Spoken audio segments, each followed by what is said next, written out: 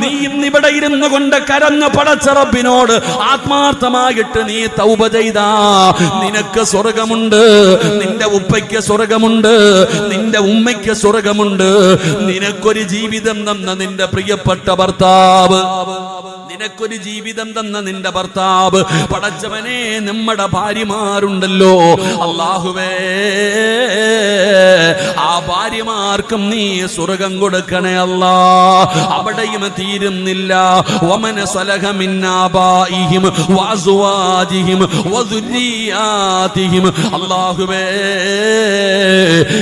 ഇവര് ജന്മം കൊടുത്ത ഇവരുടെ മക്കളുണ്ടല്ലോ, ആ മക്കൾക്കും നീ സ്വർഗം കൊടുക്കണേ അല്ലാ. എന്റെ പ്രിയപ്പെട്ടവരെ, നിസ്കരിക്കുന്നവന്റെ പ്രതിഫലമല്ല, ഖുർആൻ ഓതുന്നവന്റെ പ്രതിഫലമല്ല, നോമ്പ് പിടിച്ചവന്റെ പ്രതിഫലമല്ല, സദഖ കൊടുത്തവന്റെ പ്രതിഫലമല്ല, ഹജ്ജ് ചെയ്തവന്റെ പ്രതിഫലമല്ല, പിന്നെ ആരുടെ പ്രതിഫലമാണെന്നറിയുമോ?